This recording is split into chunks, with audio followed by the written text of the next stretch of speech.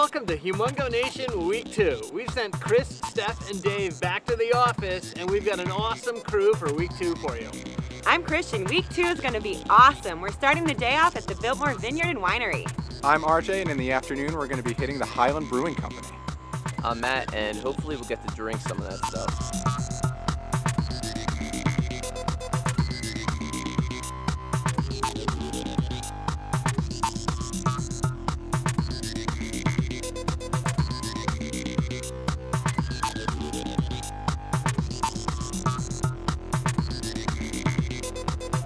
We're here at Biltmore Estate Winery. We're going to check out what kind of wines they're making here and hopefully get the chance to taste them a little bit.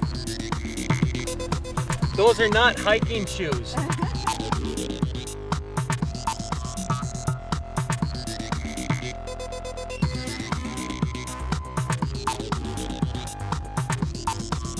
We're with Heather Jordan from the Biltmore Winery. You've got a fun job. I do. I'm the wine marketing manager, so it's quite fun. Tell me about the history of the Biltmore Winery. Okay, yeah. We started, this winery was actually a renovated dairy barn, and we renovated it in 1985. It was original to the estate, which was finished in 1895.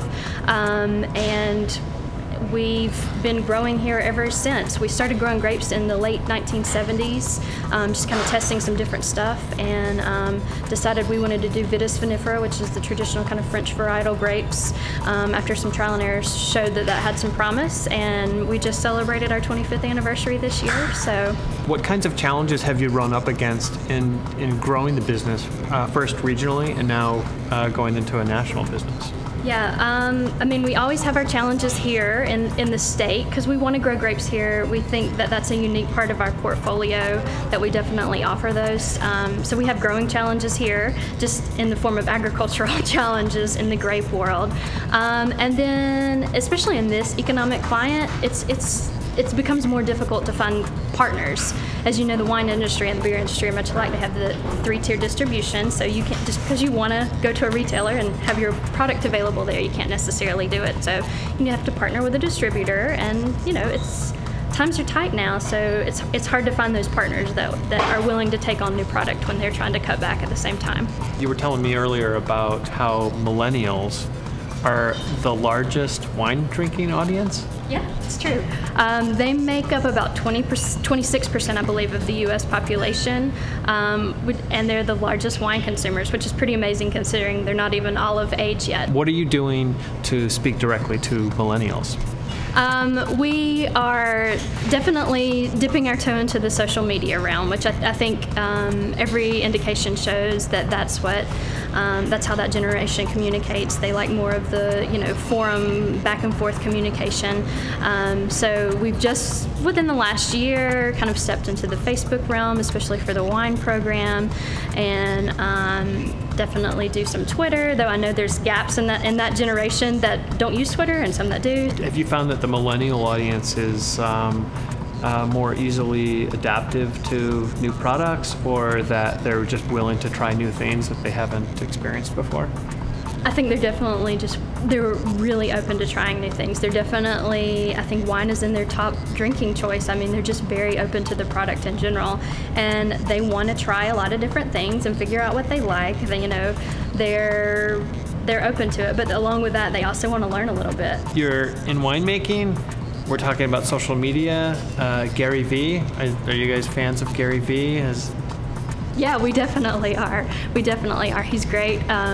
He has tasted, I think, a couple of our wines, but what he's doing is phenomenal. I mean, it's a lot of fun. We actually did our own kind of virtual wine tastings with our winemaker. They weren't quite as fun as him, but we have this different brand persona that we have to undertake. But our winemaker, Sharon Finchak, did some virtual tastings for us, and they were fun. So if we want to learn more about Biltmore Wine, where do we go? You can go to biltmorewine.com, or you can find us on Facebook under Biltmore Wines. Thanks. Thank you very much. Thank you. Great to meet you.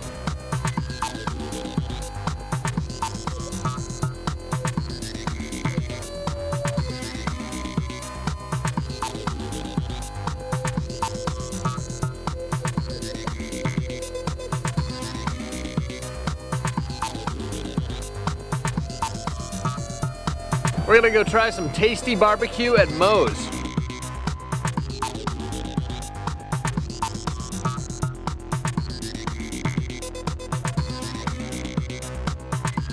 Delicious. Moe's Original Barbecue welcomes Humongo.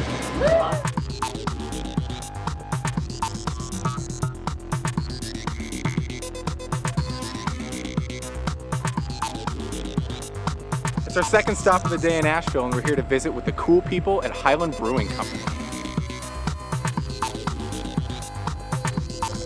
Beer. We're with Oscar, the founder of Highland Brewing Company. Hey Oscar, how's it going?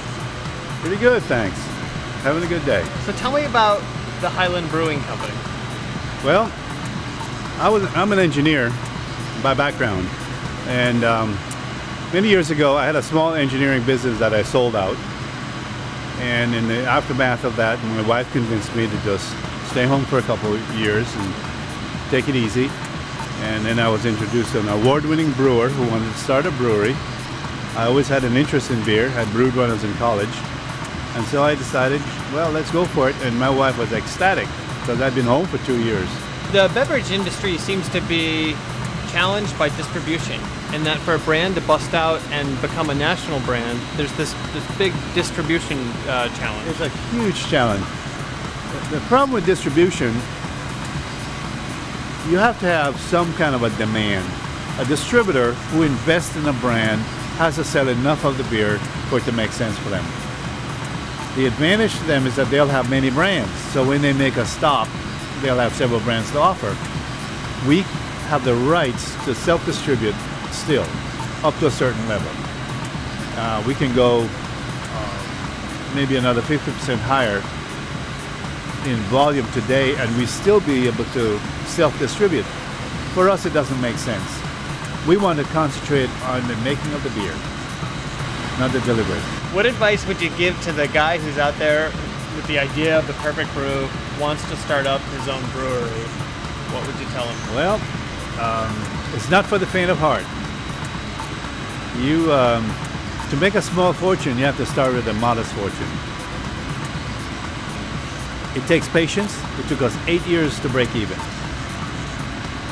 And my wife used to think I was a smart guy when I was an engineer. Now, not so smart, but having a lot more fun. We were just talking about when you moved to this new location. And that we actually moved here much later than we should have. We've gone way above our capacity there, to the point we had to get another brewery to help us out temporarily, because the demand far exceeded our supply.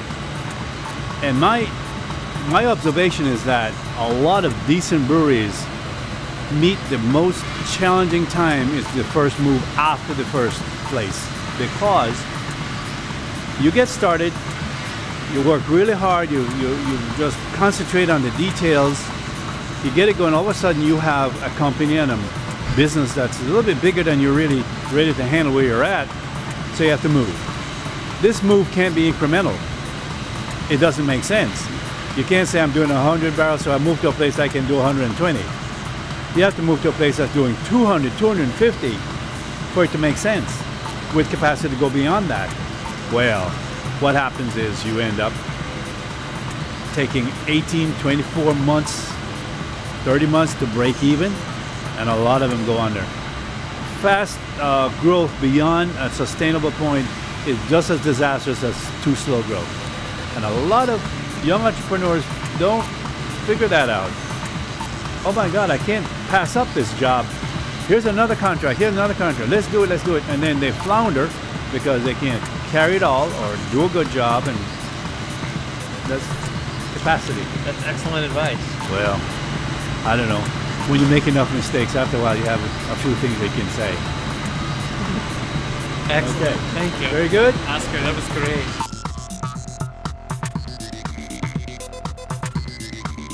What a great day in Asheville. We started out today at the Biltmore Winery, where we learned that millennials are the largest wine drinking audience. Who knew? Then we headed over to Highland Brewing Company, where Oscar taught us the importance of taking your time and growing your business. Now we're off to Atlanta, and we'll see you tomorrow.